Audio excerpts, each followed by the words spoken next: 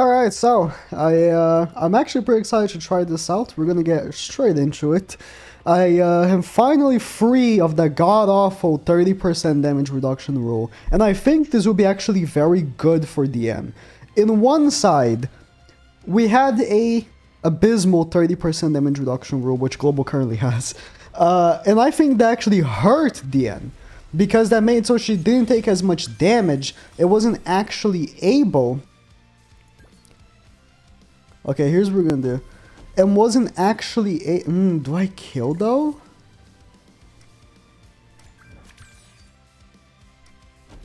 Okay. Wasn't actually able to stack up her passive as much as I would wish. So, perhaps, without the damage would be good. Or, there is a flip side to it.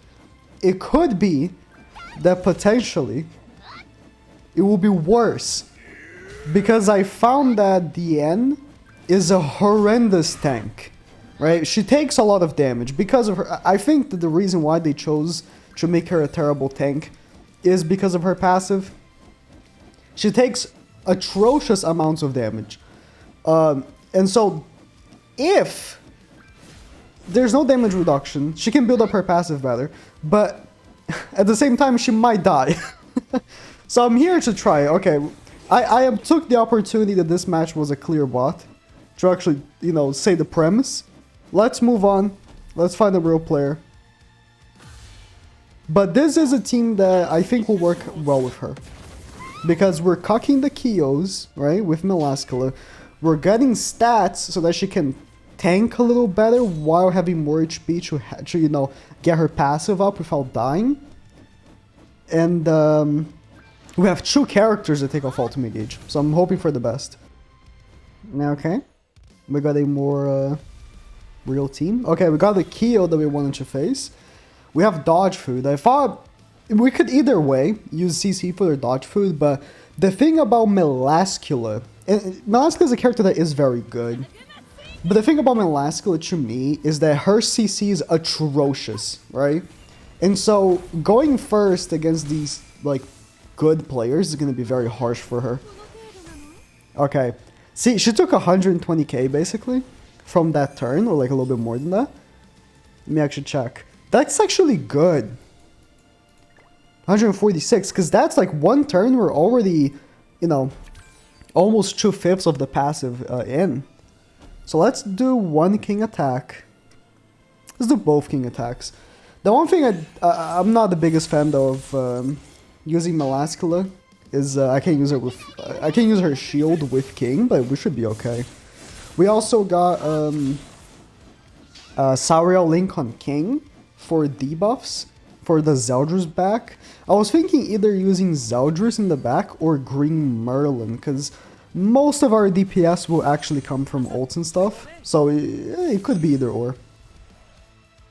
I thought it was a Salt Melee team as soon as I saw Chandler, and I realized the Merlin, the Trader Melee, not a Salt Melee. Let's go with this.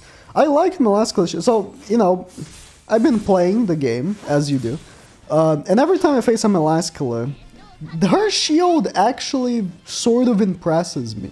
I think that her shield, even though it is an old shield, it's still a good one. Because you're getting high attacks, especially if you are using like Zeldris Link and stuff. And you're getting her own 20% boost. You are going to end up with like a high attack stat.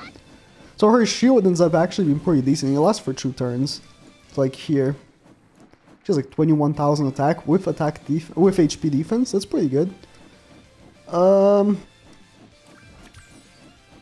kind of want to take damage, but this won't do much. I should just skip this. It would have been a nice match to fight if it was a real player, but it's not. I mean, I did 90k there, so here's the thing, right? Again, I wanted to also show like DIANE. I'm using her with HP defense. Maybe I should just run her with attack defense, right?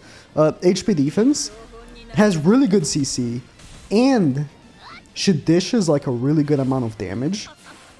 which I think is very important because this character, she's not tanking very well.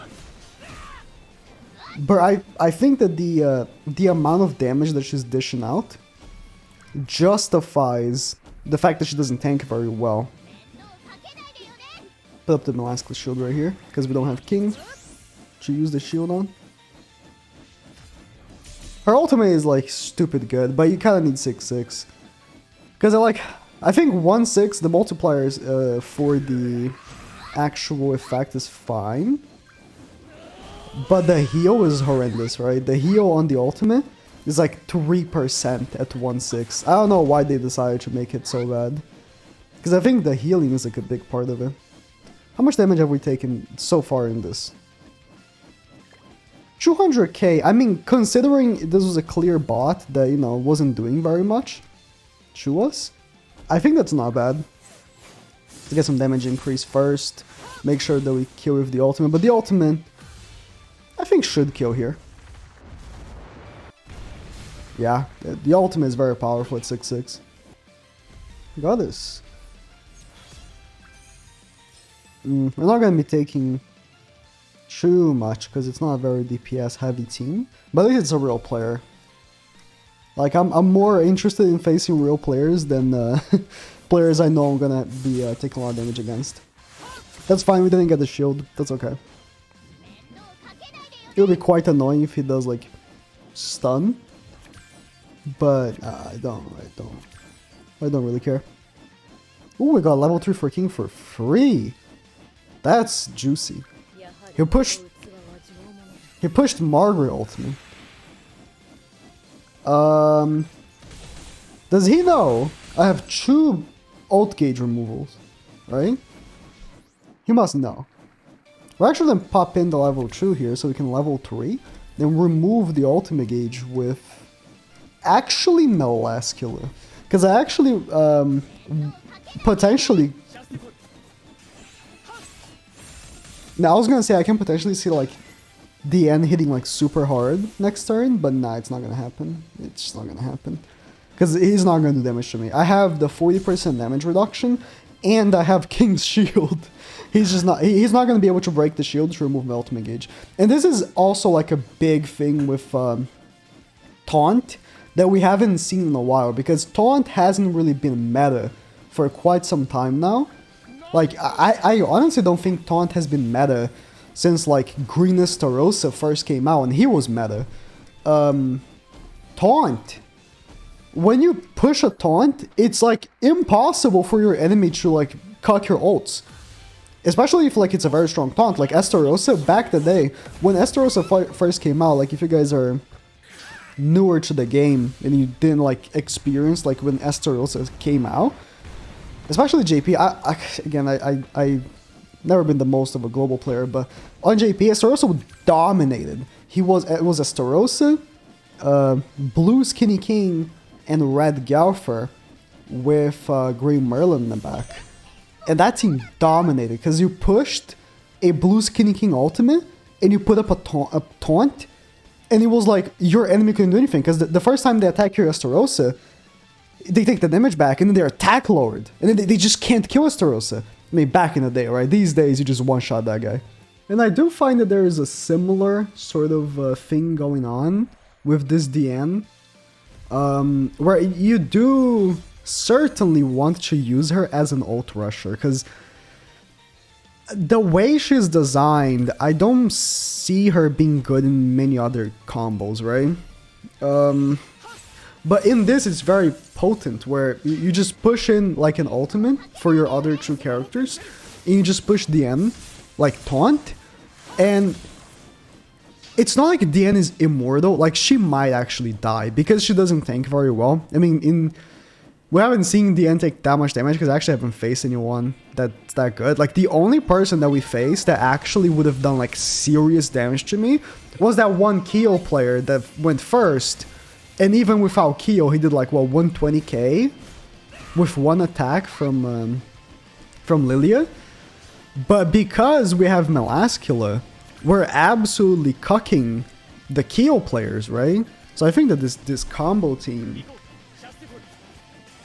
might end up being one of the best teams for her. I don't know if I'd say it's like probably the best team, but definitely one of the best teams for her. Because most of the DIANE King combos I've seen is Valenti, which is cool and all, but with Valenti, you're not tanking Kyo players. You're just not. Like, turn 1, the Lilias will just straight up one-shot your DIANE. It's just gonna happen. That's why I thought that this Melascula combo is probably much better. Just because Kyo is, like, you know, as much as you might not want that to be, Kyo is still a very predominant character in the game. I want to see his attack here, because we didn't take that much damage, but max ultimate gauge DIANE still hits pretty hard. Yeah, I mean, given that she had no passive buildup, that's pretty good. I am very unsure, though, on if I think that this DIANE is, like, a godsend unit. Like, super top tier, or if I just think she's good. Like, I don't know. I honestly don't know. Do I risk attacking with King? How much health does your Liz have? 79k. I'm thinking I might actually not kill Liz with this. Yeah.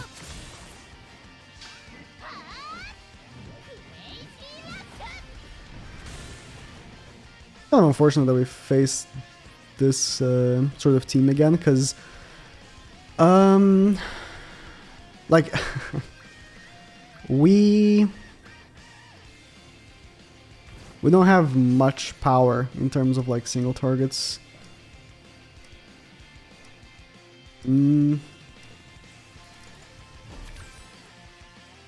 Alright, you got your ultimate anyways, there's no point in like not putting up a shield. Let's put up the best shield we can put. Oh, I could have I could have had more, I suppose, like stacks. Oh, here remove stances. I kind of forgot. Doesn't he remove stances after the ult though?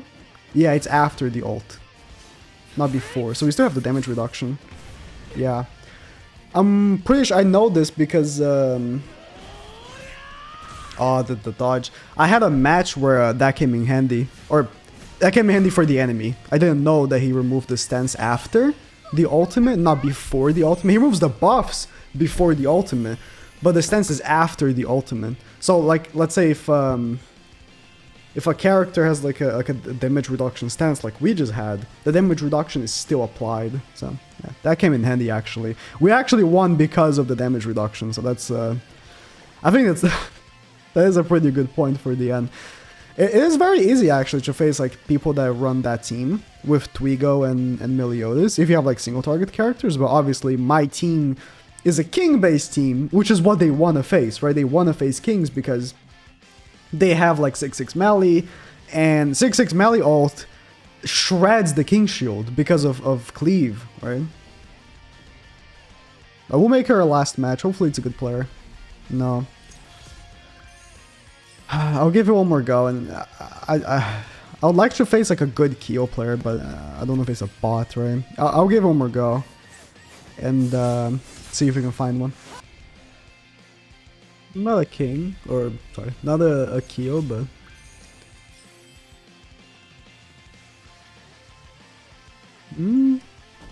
it's fine. It's a good team for us to face though, because Meli easily breaks like King Shield, which is a problem. But with the damage reduction on top, I think it's harder for him to do so. He is like, one thing about King is that he's a phenomenal unit, right?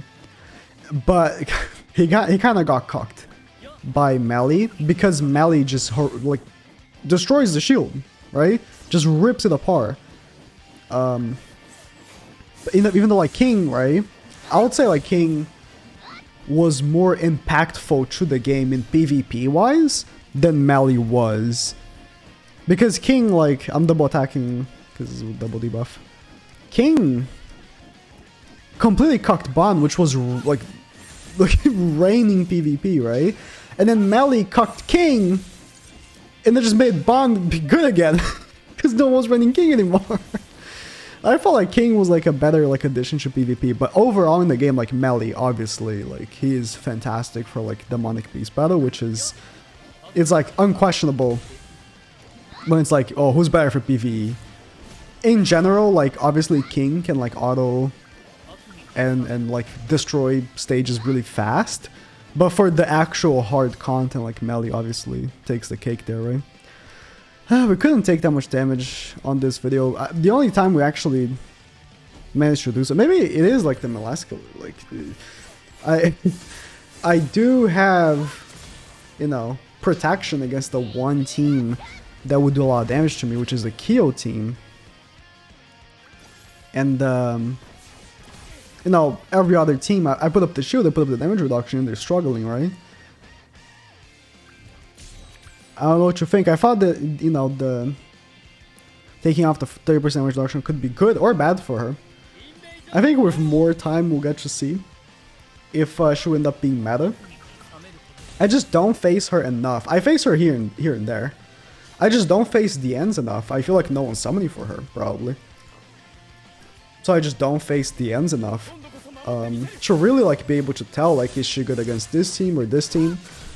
Because, you know, when I'm playing PvP, I thought that the second attack would actually kill.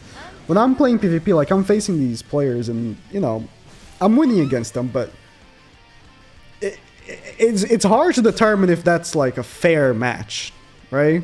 Really, most of the time it is unfair because my characters are just, you know, way too powerful with all the cosmetic upgrading and stuff. I think it's better for me to like face DIANEs and stuff to really see. Maybe I'll play some top 100, see if there's people using her in there, but I don't know what you think about DIANE. Just in general. Just in general. Yeah, what do you think?